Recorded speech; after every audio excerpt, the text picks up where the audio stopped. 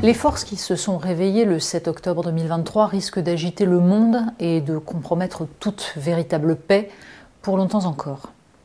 Alors bien sûr, le Hezbollah est décapité, Gaza est un champ de ruines, la colonisation s'intensifie en Cisjordanie sans que qui que ce soit, allié d'Israël ou soutien autoproclamé des Palestiniens, ne vienne enrayer la mécanique.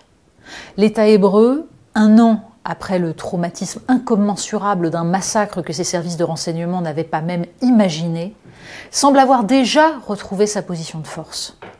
Benyamin Netanyahou, l'homme qui a utilisé le Hamas, quitte à le laisser prospérer pour affaiblir le Fatah et détruire toute possibilité d'un État palestinien, voit sa cote de popularité remonter. L'horreur du 7 octobre a trouvé sa réponse ? Il faut revenir au sens de cette attaque pour comprendre que l'efficacité militaire de la réponse israélienne n'est qu'une des répliques du séisme.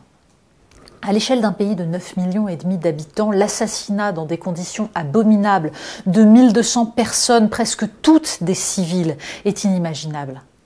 On peut bien entendu arguer que des milliers de villageois au Mali ou au Burkina Faso se font régulièrement massacrer dans l'indifférence générale. Mais faut-il pour autant nier la dimension particulière de l'attaque du Hamas et l'effroi que suscite ce déferlement de haine brute ?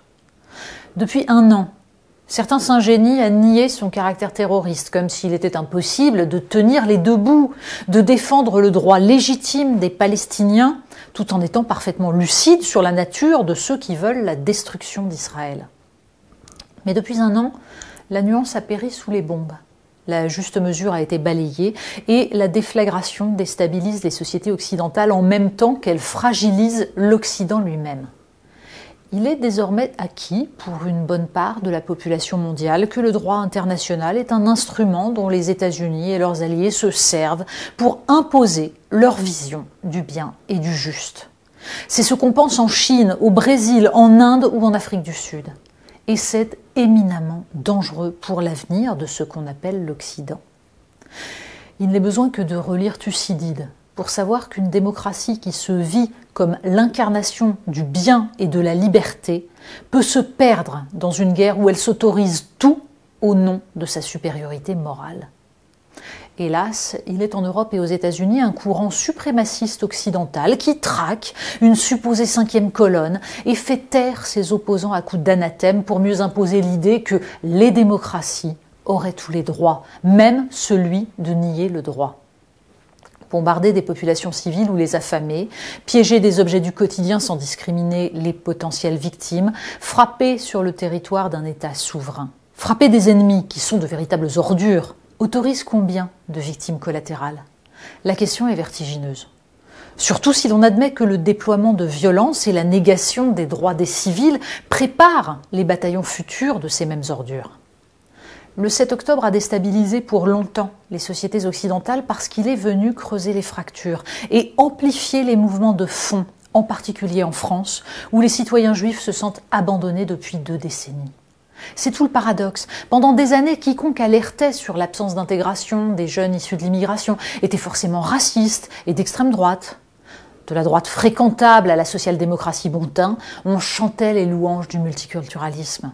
Le monde était simple, l'antisémitisme était européen et d'extrême droite.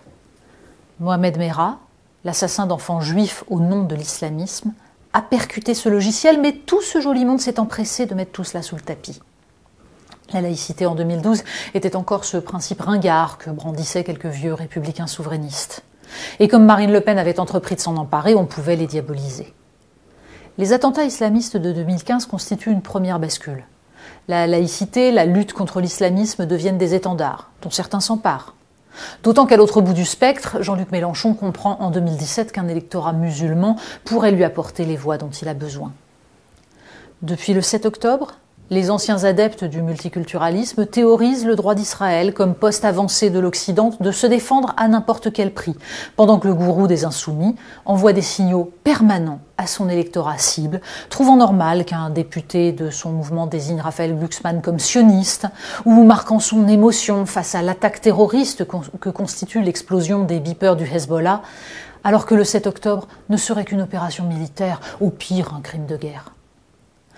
Le massacre du 7 octobre et le martyre de Gaza sous les bombes israéliennes, tout comme les exactions de colons fanatisés contre des Palestiniens de Cisjordanie qu'on ne peut pas accuser d'être complices du Hamas, ont accéléré l'affaiblissement de l'Occident et son enfermement dans la logique suicidaire qui avait présidé à l'invasion de l'Irak ou à l'intervention en Libye.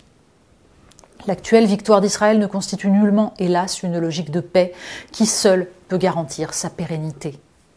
Quant aux sociétés françaises ou américaines, elles paieront longtemps la radicalisation qui empêche qu'on puisse défendre à la fois la sécurité d'Israël et le droit des Palestiniens, et qui interdit le dépassement des identités religieuses par l'appartenance à la communauté nationale.